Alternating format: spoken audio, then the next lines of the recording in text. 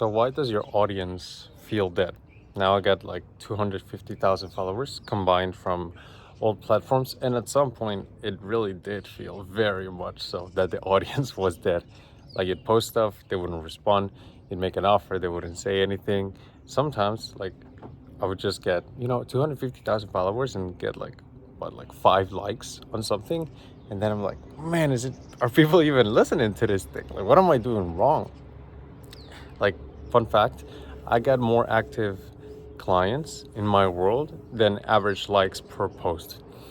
I don't get that many likes, so that's not the best ratio, but I'm doing fine. License Cash got to $100,000 in MRR, and a lot of it was knowing how to tap into different segments of the audience, and that is why the audience feels dead. It's because often we only tap into one. So right now, it reminded me I'm in Alicante. I'm in Spain, right? And if you know something about like kind of the southern part of Spain, it is very desert-like. Like that segment of the country is very dry, and often people only sell one offer, and they only sell maybe a client offer $2,000 a month, and they always tap into that same segment, and they keep selling that and that, and frankly, like they get good at it, right? Like they it's their own stuff, they get good at it, but every offer you see often is gonna kind of dry out. And when you keep hammering that same segment, it's like you're like using the land, and eventually it's gonna be less fruitful and less fruitful, and eventually it's gonna be dry and it's gonna end up like a desert, right? So that's why the audience feels dead. It's because people keep tapping into that same segment, people who can afford that amount of money, and then they just stop they don't tap into anywhere else. But if you tap into that, and then that part of the audience gets dry, that's when people jump to conclusions. They say the audience is dead. That's like going to a country and seeing a desert and thinking, well, guys, nothing grows here. Let's just go to another country. Well, that's not true, right? Maybe you should go and explore other segments. And maybe that's what's happening to your audience. You've It's not that you've killed that segment, is that you need to give it some room to breathe, because they've seen so much of your offer. You always talk to the same person. You always make that same offer to that same person or have a term. And then they're kind of like, yeah, we've seen it already. And then you're like, okay, so what do I do, right? These are the people who can afford me. So I would question that belief, because there's a lot of money to be made from other segments. Maybe it's not that the whole country is dead, the whole audience is dead. Maybe it's that you should look into other areas and see what's up.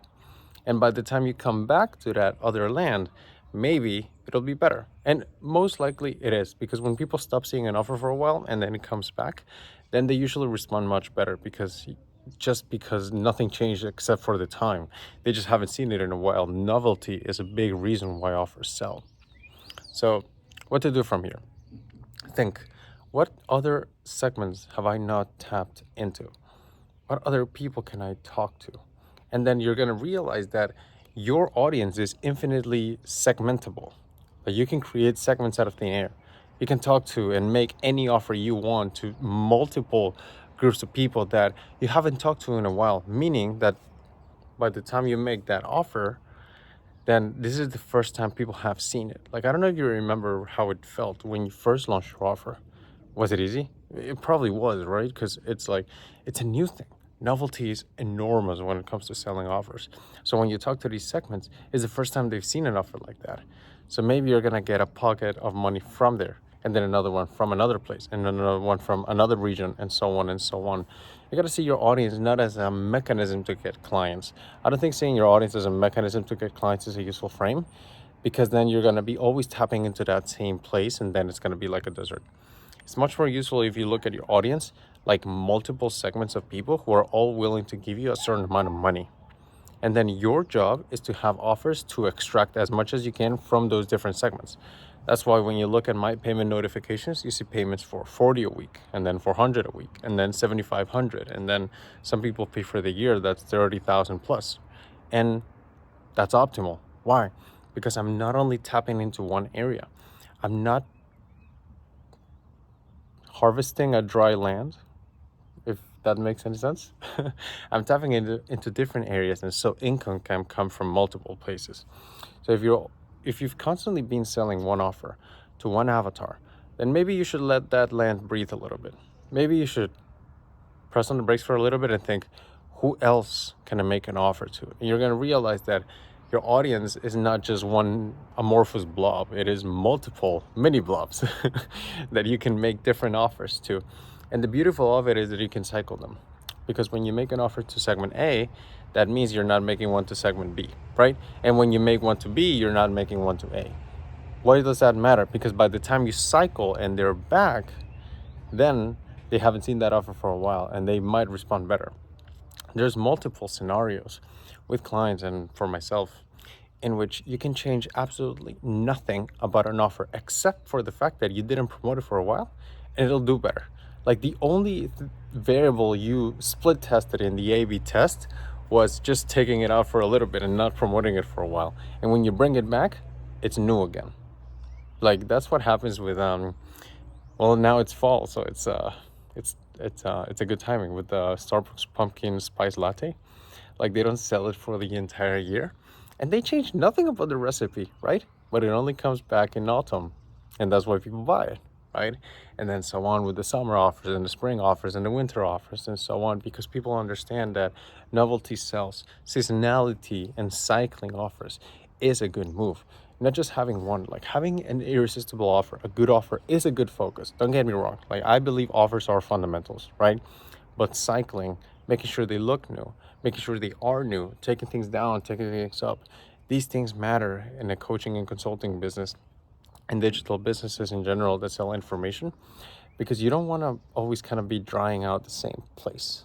You kind of want to vary it all the time. And that's what I do, right? That's why I rarely have duds, like offers that just don't work, because I kind of have my repertoire and I just kind of cycle through them. And when one isn't working, then I don't have to trip. I don't have to tweak the offer, change anything about it, run ads, right? I have to think, okay, maybe offer A didn't work, let's do B, and then let's do C, and let's do D. And by the time I come back to offer A, it hasn't been off the market for a while, and like the pumpkin spice latte, all you have to do is just bring it back, right? So yeah, that's what I do. Cycle offers, not just have one good one. And if your audience feels dead, it's not that the audience is dead, it's that just that the segment is a little bit burned out, and maybe you need to switch, let them breathe a little bit, and then bring something else. What I do when that things happen is that I cycle between different pricing and duration of offers. So I got like four. So I got compressed, client, customer, and asset-based offers. And all four are inside of the tool tier inside Likes and Cash. So if you go to the description, you're going to find a link to get all 55 tools that took me to 100K in MRR. And you can look for those, and you'll find the offer templates that you can make to your audience. So if that's helpful to you, you can go there and get them there. See ya.